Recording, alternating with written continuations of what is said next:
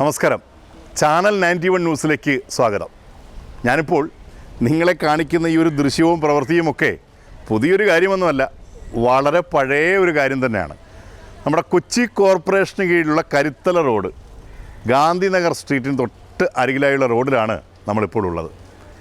ഒരു 4 മാസമായി ഇതിൻ്റെ പണി ഇങ്ങനെ ഒച്ചിഴയും പോലെ നീങ്ങുന്നു. പണി പൂർത്തിയാകുന്നില്ല എന്നുള്ളത് സ്ഥിരം സംഭവമാണ്. ഇനിയിപ്പോൾ സൈക്കിൾ യാത്രികർക്കോ കാൽനട യാത്രക്കാർക്കോ അങ്ങോട്ടും ഇങ്ങോട്ടും ഒന്നും പോകാൻ പറ്റാത്ത രീതിയിൽ റോഡിനെ കുഴിച്ച് കുളമാക്കി വാട്ടർ അതോറിറ്റി ഈ പരുവത്തിലാക്കിയിട്ടിരിക്കുകയാണ്. റോഡ് പണി എപ്പോൾ ആരംഭിക്കുന്നുവോ അപ്പോഴേക്കും എത്തും വാട്ടർ അതോറിറ്റി. യഥാർത്ഥത്തിൽ ഇങ്ങനെ അല്ല. വാട്ടർ അതോറിറ്റിയുടെ പൈപ്പുകൾ ഇതിന് മുന്നേ തന്നെ എല്ലായിടത്തും ഇടുവാൻ സാധിക്കും. പക്ഷെ നമ്മൾ പഠിച്ചതല്ലേ പാടും. ഇതിന് പിന്നിലൊക്കെ വൻ അഴിമതിയാണ് എന്നുള്ള കാര്യത്തിൽ യാതൊരു സംശയവുമില്ല.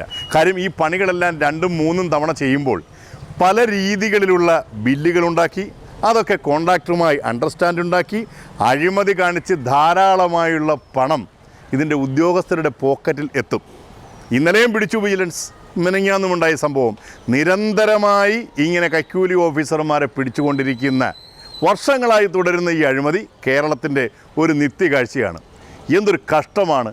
നമുക്കൊക്കെ പ്രതീക്ഷയായാണ് നമ്മുടെ ബഹുമാനനായ മന്ത്രി റിയാസ് എത്തിയപ്പോൾ പറഞ്ഞത്, ഒരിക്കലും ഇങ്ങനെയൊന്നും സംഭവിക്കില്ല, ഇവർ തമ്മിൽ അണ്ടർസ്റ്റാൻഡിംഗ് ഉണ്ടാവും, വാട്ടർ അതോറിറ്റിയും PWDയുമായി സംസാരിച്ചതിന് ശേഷം മാത്രമേ റോഡ് പണികൾ ഉണ്ടാകൂ എന്ന്.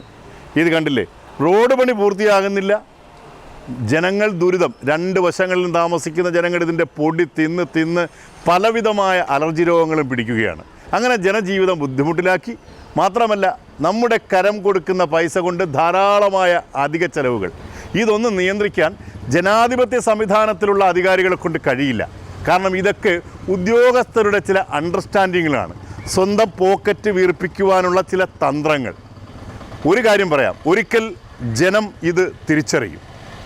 അപ്പോൾ നിങ്ങളെ അവർ സ്വീകരിക്കുന്നത് ചെരുപ്പുമാലകളും ചാണകധാരകളുമായിരിക്കും. കരുതിയിരുന്നുകൊള്ളുക, ഇത് ശരിയായ നടപടിയല്ല.